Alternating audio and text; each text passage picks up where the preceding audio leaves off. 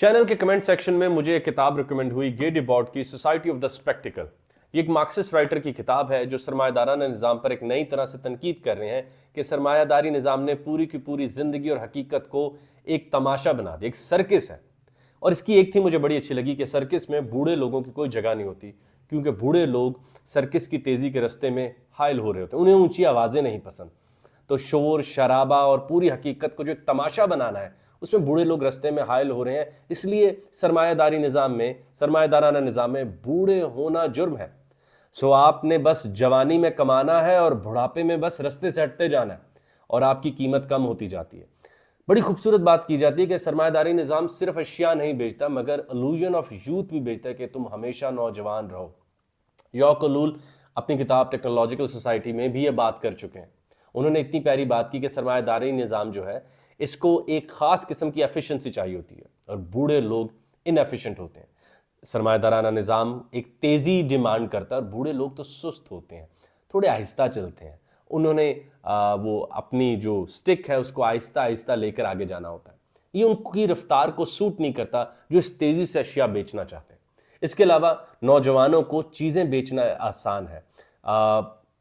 سب سے اگر ہم عام کہیں تو نوجوانوں کے احساسات کو ورگلانا آسان ہوتا ہے. بوڑھے لوگ پختہ ہو چکے ہوتے ہیں, وہ اچھے صارف, اچھے کسٹمر, اچھے کنزیومر نہیں بنتے.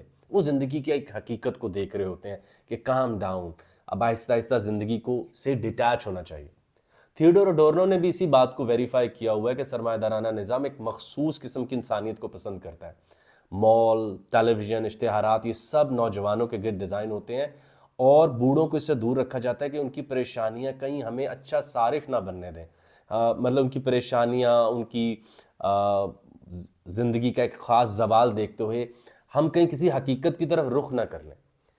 اور اگر ہم مشیل فوکو سے پوچھیں تو ہم نے پہلے ہی ان کو تھوڑا کور کر رکھا ہے ان کی اسی موضوع بایو پالیٹکس پہ کہ اس خاص قسم کے انسان کو بنا جاتا ہے جو انڈسٹریلائزیشن کے ساتھ یا انڈسٹریز کے ساتھ میچ کرتا ہو.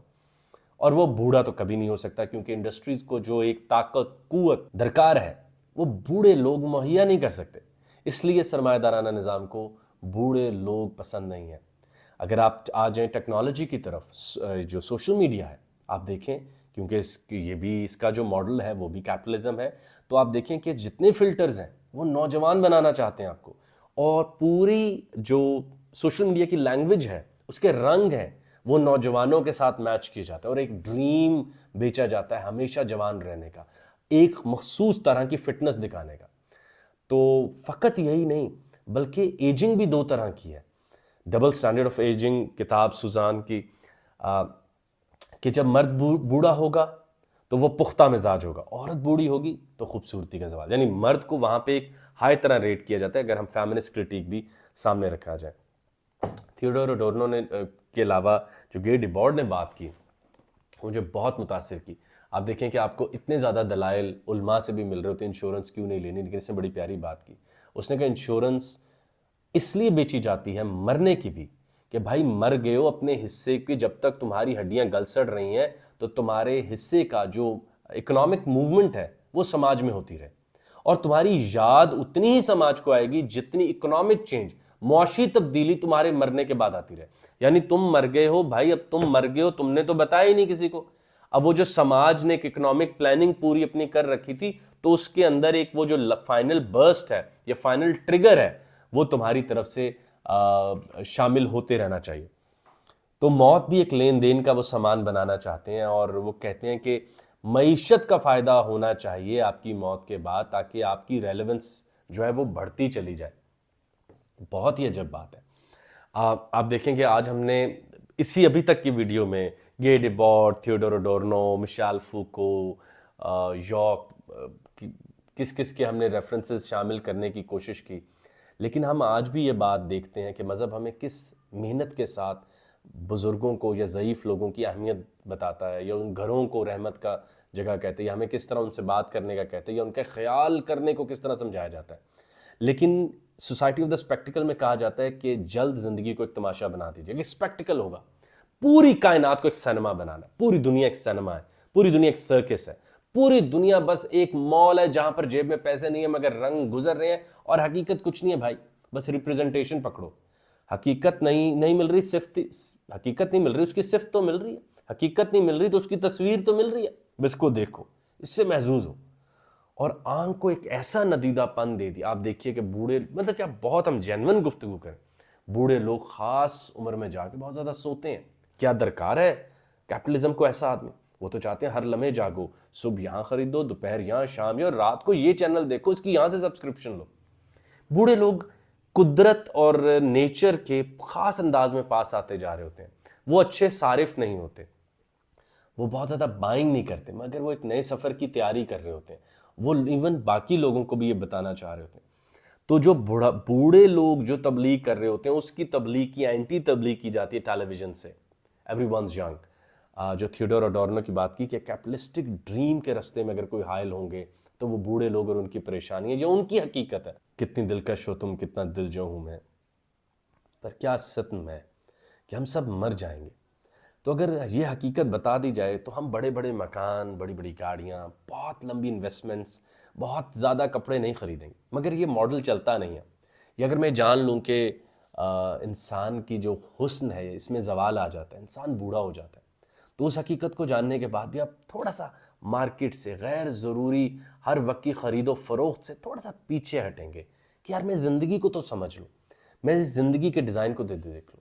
کیا بدھا ان کو سوٹ کریں گے جو ایک لنگوٹ باندھے درخت کے نیچے بیٹھے حقیقت نروان پا رہے ہیں؟ تو وہ ان کو سوٹ نہیں کرتا. کوئی بھی ایسی سوچ جو یہ ایکسیسو بائنگ کلچر سے دور کرتی ان کو سوٹ نہیں کرتی.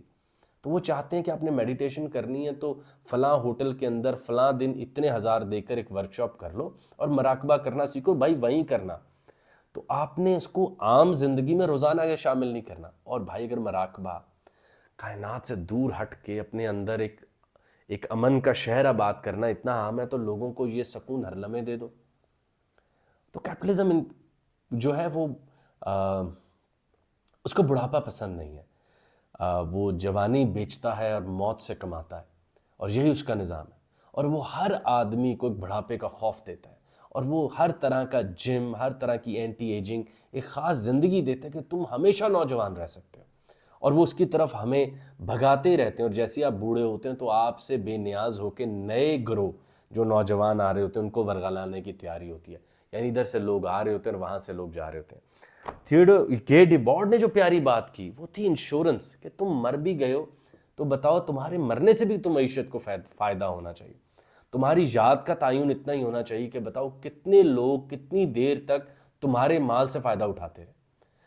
تو یہ ایک بڑا عجب انداز ہے انشورنس کو دیکھنے کا کہ وہ چاہتے ہیں کہ ہماری موت بھی معیشت کو ایک خاص قسم کا ٹریگر دے جائے جس کے بعد آپ کو بھولنے میں آسانی رہے. لوگ چیزیں آپس میں بانٹ رہے ہوں، خوش ہو رہے ہوں، یار فلاں چیز وہ دے گئے، فلاں گاڑی وہ دے گئے، اور آپ کی یاد کا تعین انہی چیزوں کے ساتھ ہو.